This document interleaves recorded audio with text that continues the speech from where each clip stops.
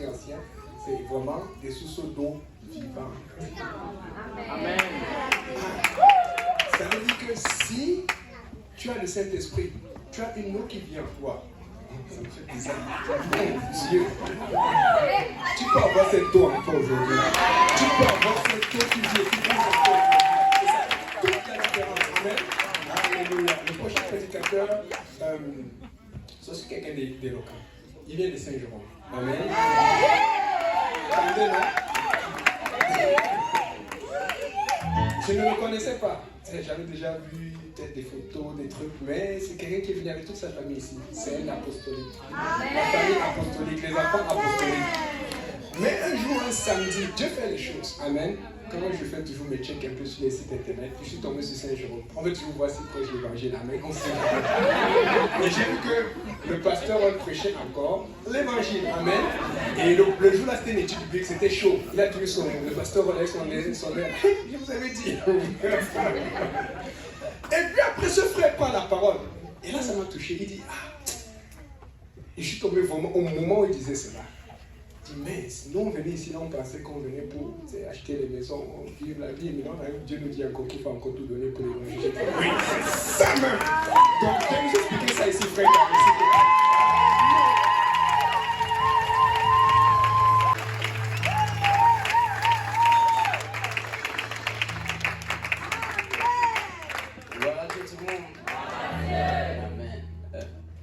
Merci Seigneur pour la grâce et le privilège qu'il me donne de pouvoir vous apporter la parole. Merci aussi à tous les pasteurs pour la confiance et que le Seigneur vous bénisse Église. Vous pouvez reprendre place. Le message que je viens vous annoncer aujourd'hui est certainement déjà du entendu. Ça va être un rappel pour la plupart d'entre nous. Mais le Seigneur Jésus ne change pas. Il est le même hier, aujourd'hui, éternellement. Le message ne change pas. Amen. Allons dans la parole. Dans Matthieu 28, 19, 20. Allez, faites de toutes les nations des disciples, des baptisants, au nom du Père, du Fils et du Saint-Esprit. Le nom c'est Amen. Et enseignez-leur à observer tout ce que je vous ai prescrit. Et voici, je suis avec vous tous les jours jusqu'à la fin du monde. Une deuxième écriture dans Apocalypse 19, 7 et 8.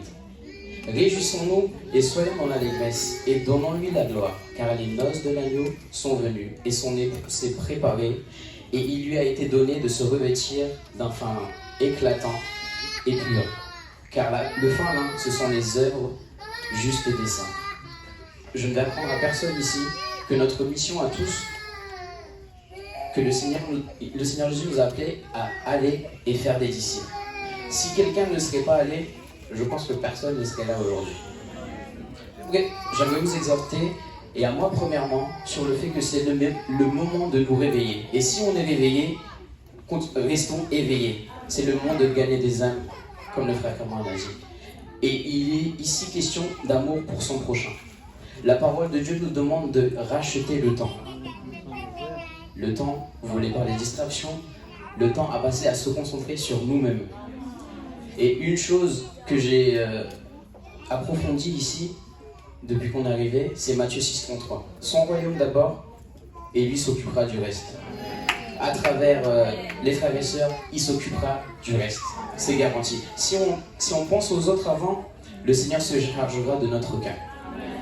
Et comme l'a dit le pasteur tout à l'heure, pour ceux qui ne nous connaissent pas, on est venu en vacances ici l'année dernière, juin-juillet, et on a posé des questions sur le mode de vie, sur ce que le Canada pouvait nous apporter, et on a aimé les réponses. Et donc on a décidé de remettre cela entre les mains du Seigneur, et pour que sa volonté soit faite. Si c'est sa volonté, qu'il ouvre une porte. Et merci encore à la famille Boaz de nous avoir soutenus dans la prière. Et au mois de novembre, il y a 9 mois, nous voilà, on débarque. Maintenant, quand on quitte la France, le pasteur a dit, nous dans notre tête, maison, un meilleur travail, donc meilleur revenu, passer plus de temps avec la famille et bien sûr servir Dieu. C'est logique. Okay. Mais on a quitté notre confort. Mais nous, ce qu'on se dit, ok, on va recréer notre confort, nous d'abord. Et ça, c'était notre plan. Mais Jérémie 10:23 dit « Je le sais, ô Éternel, la voix de l'homme n'est pas en son pouvoir. Ce n'est pas à l'homme, quand il marche, à dire il ne sait pas. » Proverbe 16:9 « Le cœur de l'homme médite sa voix, mais c'est l'Éternel qui dirige ses pas. » Et lorsqu'on est arrivé, ce n'était plus la même atmosphère que pendant les vacances. Dans le naturel, tout était pareil, hein. Mais le côté spirituel, lorsqu'on s'ouvre à notre prochain, la réalité n'est pas la même. Et on a commencé à travailler et on remarque les différentes forteresses qui tiennent captifs les gens. Et le Seigneur nous donne deux options. Il y a que deux options de toute façon. Soit la vie, soit la mort. Donc, soit vous me servez réellement, soit vous suivez vos plans. Ok. Et il faut savoir que lorsqu'on est arrivé en novembre, on allait tous les dimanches à Saint-Laurent. Et jusqu'au jour où le Seigneur nous a dit, c'est bon, stop, allez à Saint-Jérôme maintenant. On est allé. Et ça s'est confirmé le premier dimanche où on est arrivé à Saint-Jérôme avec notre pastorale. Et dans le message, il dit, celui qui vient à Saint-Jérôme, il trouvera vite sa place. S'il sert Dieu, il restera. Sinon, la porte, elle est là-bas. Après, je ne sais pas si c'était visé, hein, mais nous, on avait compris le message. Donc, merci Seigneur. Donc, le plan du Seigneur est qu'on ouvre les yeux sur la réalité du Québec. Les personnes ont le cœur brisé, mais qui pour les restaurer? Beaucoup sont affligés à cause de ce qu'ils ont vécu étant petits, mais qui pour les consoler? Beaucoup sont addicts à diverses drogues et sont retenus captifs à cela, mais qui pour les libérer? Plein sont malades et se réfugient dans les différentes pilules, dans les différents médicaments, mais qui pour annoncer le médecin des médecins? Qui pour l'annoncer? Et aujourd'hui, il est question d'amour pour son prochain. Amen. Et le salut ne se limite pas qu'à Acte 2:38. Merci Seigneur pour son sacrifice à la croix. Merci pour son sang versé. Mais on doit aller. Je dois aller et faire des Québécois des disciples. Évangéliser, c'est très bien. Et qui a déjà fait la prière la prière de la moisson pour les ouvriers? Je pense que tout le monde l'a fait. Luc 10:2, il leur dit, la moisson est grande, mais il y a peu d'ouvriers. Priez donc le maître de la moisson d'envoyer des ouvriers dans sa moisson. Mais on doit faire plus. C'est bien de prier ça. Mais il faut qu'on prie pour que nous-mêmes nous soyons un ouvrier. Et je sais que l'été est passé vite là, mais on doit aussi prier pour avoir au moins une étude biblique cet hiver. Amen. Pour éviter l'hypernie, ok? Amen. Et notre foi doit être accompagnée d'œuvres. Les œuvres, c'est bien, mais lesquelles? Moi, je ne veux pas, quand le Seigneur reviendra, me retrouver devant lui et être comme dans Matthieu 7, 21-23. Ceux qui me disent Seigneur, Seigneur n'entreront pas tous dans le royaume des cieux, mais celui-là, seul qui fait la volonté de mon Père qui est dans les cieux. Plusieurs me diront ce jour-là, Seigneur, Seigneur, n'avons-nous pas prophétisé en ton nom? N'avons-nous pas chassé des démons par ton nom? Et n'avons-nous pas fait beaucoup de miracles par ton nom? Alors je leur dirai ouvertement, je ne vous ai jamais connus, retirez-vous de moi, vous qui commettez l'iniquité, pardon. Et le Seigneur a préparé des œuvres que nous devons pratiquer. Éphésiens 2:10. Car nous sommes son ouvrage ayant été créés en Jésus-Christ pour de bonnes œuvres que Dieu a préparées d'avance afin que nous les pratiquions. Amen. Nous ne sommes pas sauvés par nos propres œuvres, mais celles qu'il nous a appelés à faire. Et le désir du Seigneur, nous le connaissons. C'est que quiconque croit en lui ne périsse point, mais qu'il ait la vie éternelle. Jean 3:16. Sa volonté est que tous parviennent à la repentance. On l'a lu tout à l'heure. 2 Pierre 3:9. Et si nous demandons selon sa volonté, assurément il va nous exaucer. Et à quoi reconnaîtrons un disciple? L'amour pour son prochain. Jean 13, 34, 35. Je vous donne un commandement nouveau. Aimez-vous les uns les autres comme je vous ai aimé. Vous aussi, aimez-vous les uns les autres. À ceci, tous connaîtront que vous êtes mes disciples si vous avez de l'amour les uns envers les autres. Amen. Et cet amour portera du fruit.